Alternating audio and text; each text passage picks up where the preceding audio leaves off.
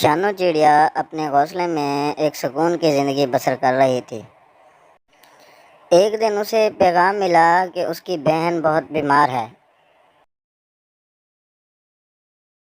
شانو، تمہاری بہن بانو بہت بیمار ہے، وہ روز تمہیں یاد کر کر کے روتی ہے۔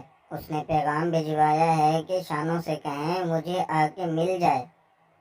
ویسے بھی شانو، ایسے وقت میں تمہیں اس کے پاس ہونا چاہیے۔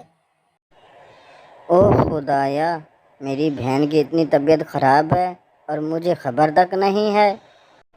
میں ضرور جاؤں گی اپنی بہن کے پاس، میں خود خیال رکھوں گی ان کا۔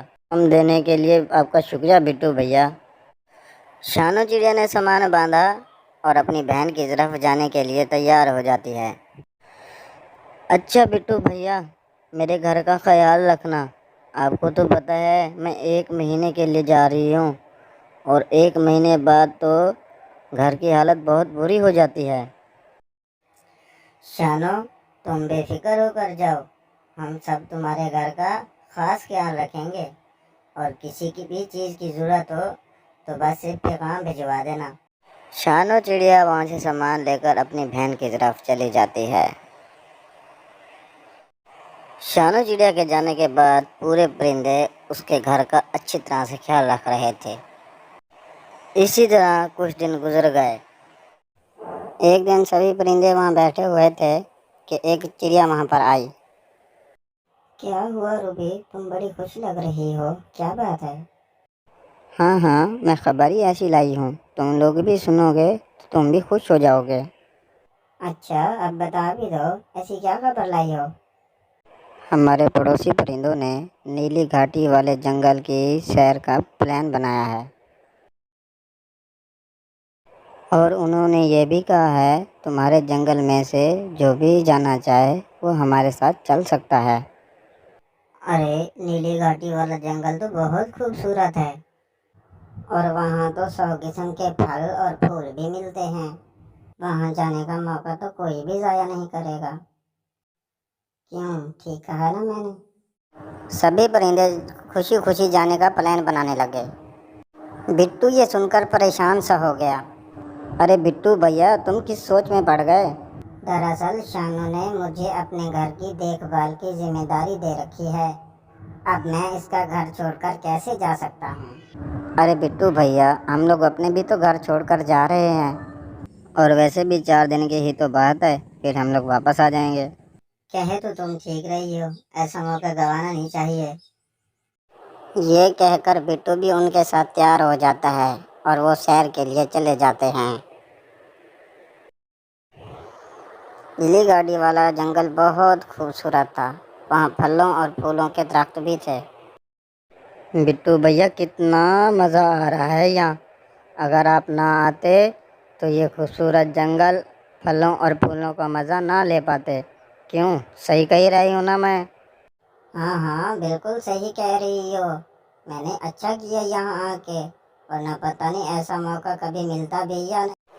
وہاں سارے پرندے سیر کا مزہ لے رہے ہوتے ہیں، اور پیچھے بارش آتی ہے، سارے پنچھیوں کے گھر ٹوٹ جاتے ہیں۔ اگلے دن اچانک شانو کی بہن کا انتقال ہو جاتا ہے، اور وہ سوچتی ہے میری بہن تو اس دنیا میں نہیں رہی، اب میں اس کے گھونسلے میں رک کے کیا کروں گی، مجھے اپنے گھر لوٹ جانا چاہیے۔ شانو اسی دن وہاں سے اپنا سامان پکڑتی ہے اور وہاں سے چل پڑتی ہے، اور چلتے چلتے اپنے گھر پہنچ جاتی ہے۔ جب گھر پہنچتی ہے دیکھتی ہے، وہ گھر پر پہنچ کر دیکھتی ہے جنگل میں کوئی پرندہ نظر نہیں آ رہا، اور سب کے گھر بھی ٹوٹے ہوئے ہیں۔ وہ یہ سب دیکھ کر بہت گھبرا جاتی ہے۔ او خدایا، یہاں کیا قیامت برپا ہوئی ہے، کوئی پرندہ بھی نظر نہیں آ رہا، اور سب کے گھر بھی ٹوٹے ہوئے ہیں۔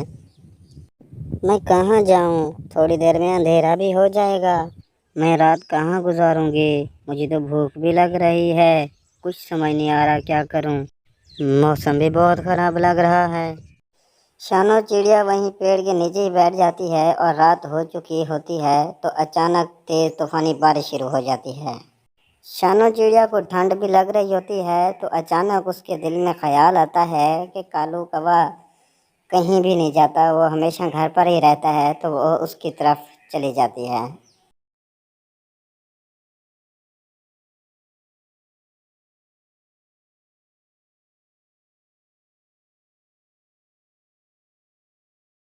कवे भैया दरवाज़ा खोलो, मैं शानो हूँ, मुझे बहुत ठंड लग रही है।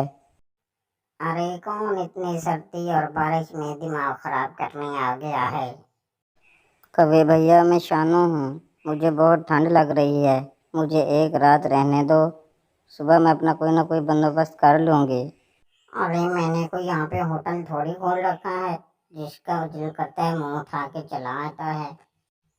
जाओ किसी और के घर में जाके रहो, अब मेरा दरवाज़ा खटखा के मेरा सुकून बर्बाद ना करना। जिसका भी दिल करता है चले आते हैं मुंह उठा के। शान में अब बिल्कुल भी हिम्मत नहीं रही, वो वहीं पेड़ के नीचे ही बैठ जाती है और फिर रात भी वहीं गुजारती है। सोचती है कि मैं आज जिंदा नहीं बचूंगी। मेरे ख्याल से अब हमें वापस लौट जाना चाहिए, काफी दिन हो गए हैं, पता नहीं घरों का पीछे क्या हुआ होगा। आप बिल्कुल सही कह रहे हैं, मज़ा तो बहुत आ रहा है यहाँ, लेकिन अब हमें अपने घरों को लौट जाना चाहिए। ये बात कहकर सारे परिंदे वहाँ से चले जाते। यहाँ तो सब कुछ बर्बाद हुआ पड़ा है, हमारे सबके घर भी टूट चुके हैं, लगता है यहाँ बहुत तेज़ तूफान आया था। शानो का बैग यहाँ पड़ा है, इसका मतलब है शानो वापस आ गई है, लगता है वो किसी बड़ी मुसीबत में है। घर तो फिर भी ठीक हो जाएंगे, लेकिन अगर शानो को कुछ हो गया तो हम सारी जिंदगी शर्म से डूब मरेंगे, क्योंकि वो हमारे भरोसे अपना घर छोड़ के गई थी अपनी बहन से मिलने। चलो अब सब मिलकर उसे ढूंढते हैं। वो सारे परिंदे मिलकर उसे ढूंढने चले जाते हैं। शानो मुझे माफ कर दो, तुम मेरे भरोसे अपना घर छोड़ के अपनी बहन से मिलने गई थी, लेकिन तुम्हारे साथ हुआ क्या? बिट्टू भैया जब मैं वहाँ पे पहुँची, देखा तो सबके घर टूटे हुए थे और रात भी वहीं हो गई।